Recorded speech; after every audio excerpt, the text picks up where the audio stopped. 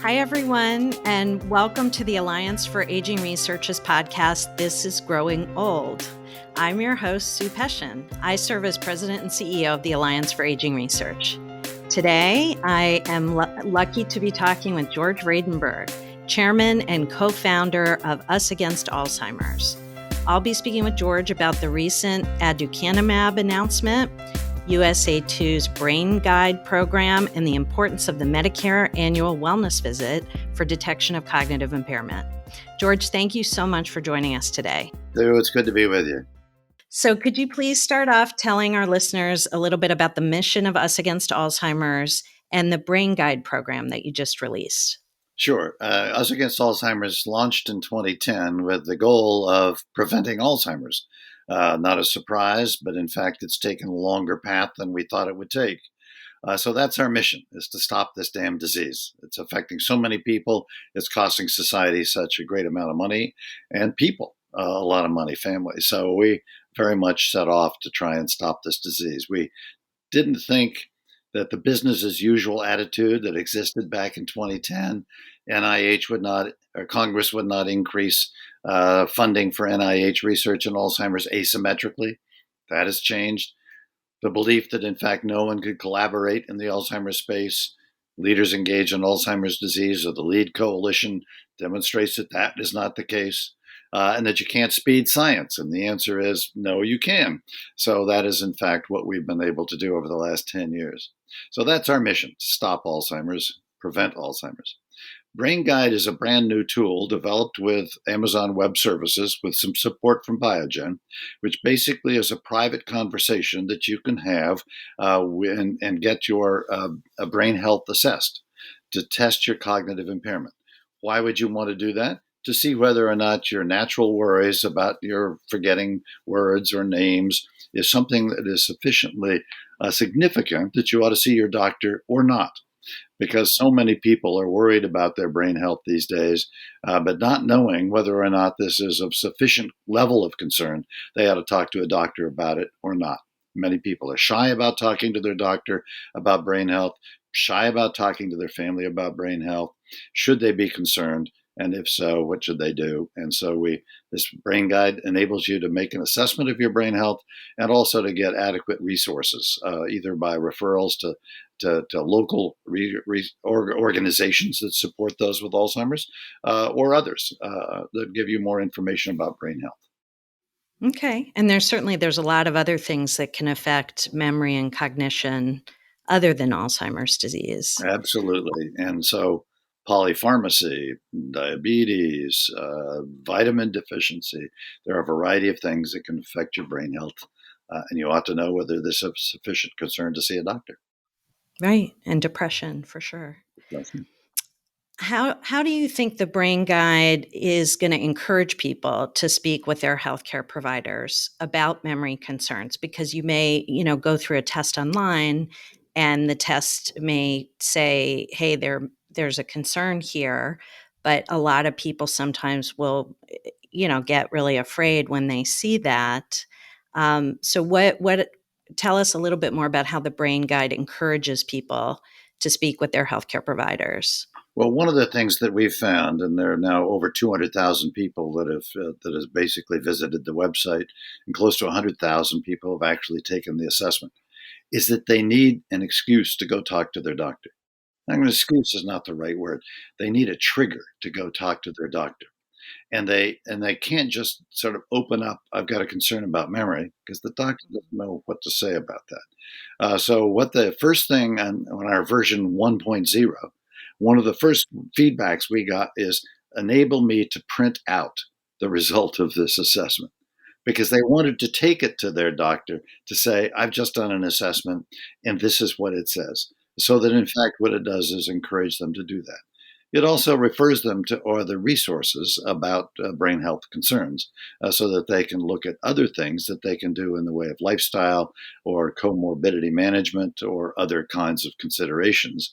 And it also provides them, if needed, access to local community-based organizations that might provide support if, in fact, they have serious mental health concerns or brain health concerns. Oh, that's great. So it's very comprehensive in breaking it down. I actually went through it. And of course, you're tempted to take the test because you never know. And I just thought it was great and very user friendly. And of course, having previously worked at AFA, it uses a very common screening tool that's well regarded. So it's a terrific resource. But I wanted to ask you about the Medicare annual wellness visit, which includes the directive for physicians to look for cognitive impairment. And I wanted to get your take on how you think that's working. Well, the annual wellness exam itself is not widely used by Medicare beneficiaries and should be widely used by Medicare beneficiaries. So, in fact, I can't emphasize enough how important it is to take advantage of this free benefit from Medicare, an annual wellness exam. With respect to the actual cognitive assessment, doctors don't really have any particular tool that they use, no assessment tools, and they tend to observe unless a patient raises an issue about memory concern. That cognitive assessment that is supposed to be done by doctors really isn't done. It's not very effective. And so we have been sponsoring something called the Change Act and promoting it in Congress, which would require the use by doctors in the annual wellness exam of a standardized and validated cognitive assessment tool. So that in fact there is a regular system by which there is, for those that are taking advantage of this free benefit, an assessment tool. So that every year you get an assessment using the same standardized and validated assessment tool, and you can tell whether there's any change in your cognitive capacity. So that's what we've been pressing to improve this annual wellness exam opportunity that people have not been taking advantage of and doctors have not been exercising terribly effectively. That's great. And we are supportive of that, just so you know, Thank you. of the Change Act, which I think is terrific. Well, you and I And have always had a mind meld on these issues for years. So thank you. Exactly. And I think it'll also maybe spur some change with the US Preventive Services Task Force, and maybe shine a bit of a spotlight because they've been reviewing this issue for going on 20 years now.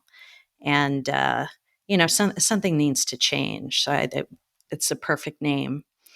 Um, so the Alliance for Aging Research, just updated our wellness wisdom fact sheet on the Medicare annual wellness visit to highlight the cognitive impairment component. Why do you think it's important for people to advocate for their brain health with their healthcare providers? Well, we typically go to doctors when we have symptoms of something and we don't know what may be causing it, or we may have suspicions of what is causing it. It's a natural conversation to talk to your doctor, whether it's a primary care physician or for many people who now rely on OBGYN as their general practitioner, to say, I'm feeling this, or I'm feeling that, or this hurts. And we ask our doctor, what is it? We don't do that with our brains. It's just not a natural act for us to do that with our brains. And it's not a natural act for physicians to talk to you about your brain health. So I do think that just like every other organ of our body, we ought to be asking our physician, what's causing what I think may be a symptom that I can't quite understand or am I feeling? And is this a symptom to worry about? A symptom not to worry about? What might be causing it? What might I do? We do this in the regular course of our lives with respect to every organ in our body. We don't do it with respect to our brains. And yet, our brain is basically the operating system of our body and should be not only as important, but perhaps more important for us to be asking about symptomatic concerns that we have about our brain health. Mm-hmm. Right, that's right. And I think a lot of times too, doctors are worried about bringing something up, especially when they may feel like they don't have a lot of resources to give the person or not much in the way of treatment to offer them, which leads me to my next question, which is what do you think of the new FDA approval for Aduhelm? And along with that, I wanted to get your thoughts on what do you think the impact is going to be on other research programs for new treatments? So let me respond to at least the initial part. I do think that there are lots of things we can do for our brain health without regard to whether there's a treatment. There are lifestyle changes that we can make. That's right. There are certain kinds of medical issues like hypertension and diabetes that actually can affect your brain health in ways that we really don't and haven't ever really appreciated. So, bringing up the issues about brain health with your doctor is important, whether or not there's a treatment. So, that's number one. Number two, patients did advocate for the approval of this drug because there is evidence that, in fact, this drug not only reduces the levels of beta amyloid in your brain, a toxic protein, but also has some cognitive benefit. The evidence on that latter course was somewhat ambiguous, but nevertheless, there was a reasonable basis for believing that there was a cognitive benefit to this drug. We don't have drugs that modify this course of the disease. Patients do not have any treatment option today. So we advocated for this in the belief that A, it would be a treatment that could be good for some people in the early stages of their disease, and it would stimulate other companies to get into the game. And so, in fact, it would create a good deal more investment and a rapid increase in pickup in the pace of innovation. Why do we believe that? Look what's happened to oncology. The FDA has approved a number of drugs for cancer with very limited clinical benefit, but with some evidence that it does reduce tumor size or otherwise slows down the rate of tumor growth. And they've done that consciously over a number of years now because what it's done is caused a lot of people to go into the cancer field because they know that they've got a receptive FDA if they can demonstrate some effect on some underlying pathophysiology of the disease and show some signal that it could have a clinical benefit. And by doing that, they have encouraged now more than 1,000 clinical trials for oncology drugs. We have maybe 100 clinical trials for Alzheimer's. So we wanted them to do for neurodegenerative disease for Alzheimer's what they've been doing for cancer. They did that. Mm-hmm. Controversy around the drug, whether there was an adequate showing of clinical benefit to the drug, but the FDA is requiring a subsequent trial to do that. They gave them a long period of time. It should be a shorter period of time. We ourselves are working with Duke Margolis to set up a real-world evidence platform that, in fact, will assess the clinical benefit of not just aducanumab, but of the Lilly drug, who they've announced that they're going to come to the FDA for approval at the end of the year. The Eisai drug will come to the FDA for approval next year. A Roche drug, no doubt, coming to the FDA next year. It's going to be a very confusing time here as we begin to get a medical system that has not been used to talking about brain health or treatments for Alzheimer's to figure out which drug is right for which patient at which stage of the disease. We're also going to have symptomatic treatments. And doctors ought to get used to the fact that there are also going to be drugs for neuropsychiatric symptoms, for insomnia. So doctors, the medical profession hasn't dealt with this. They're shocked. They don't know what to do. They're going to learn. And that's good for us over time. It's good for us. And this treatment is going to be good for us. Drug is expensive. But the out-of-pocket expense for most Medicare beneficiaries is not going to be that great, except for those with fee-for-service who don't have a supplemental insurance policy. And for that, it's going to be about $10,000, $11,000 a year. And that's a lot. And so we have to work on what is going to take down those costs. How are we going to manage those costs? But now we're on to better problems than not having anything.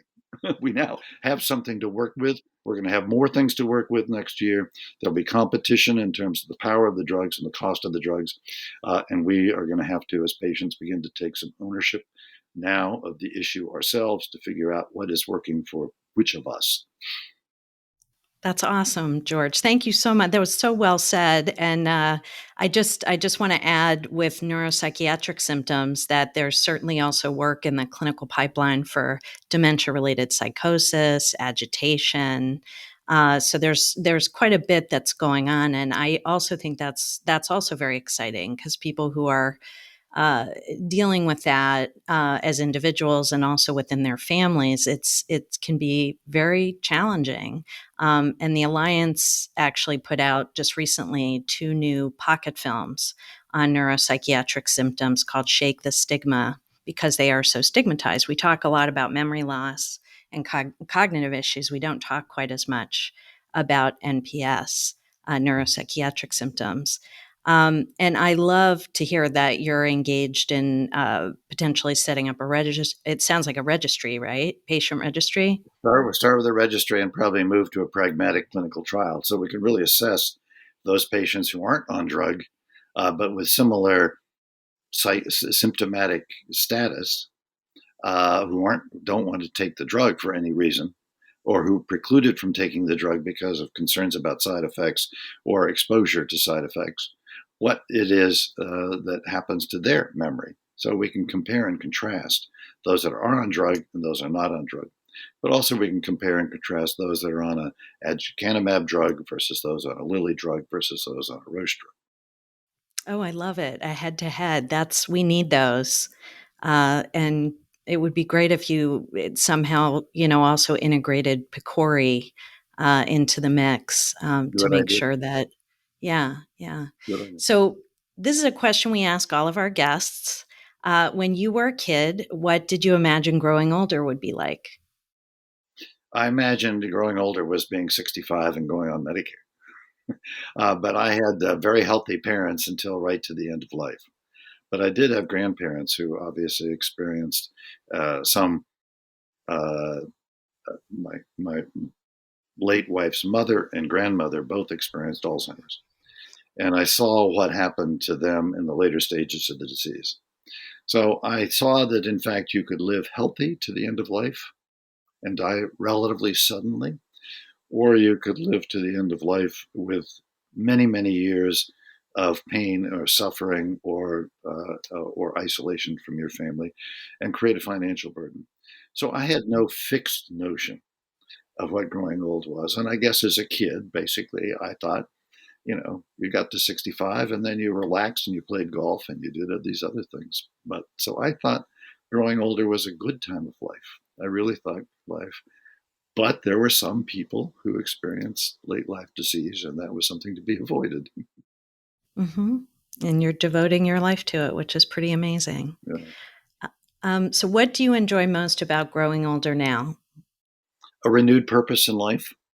That, in fact, after having worked for a career for so long, to actually have at least sufficient financial independence that I don't have to work, and you get to devote the rest of your life to trying to do something that's good for humanity, it is the best time of life. I'm almost 80 years old. And so right now, I'm experiencing what I think is the best part of my life. That's awesome. George, thank you so much for joining us today. As always, Sue, good to be with you. Thanks to everybody for listening to This Is Growing Old. Our intro and outro music is City Sunshine by Kevin MacLeod. Please stay tuned for new episodes every other Wednesday. And you can subscribe to us on Apple Podcasts, Google Podcasts, Spotify, or anywhere else you listen to podcasts. And please rate and review us if you're enjoying the show. Thank you for listening to This Is Growing Old, and have a great day.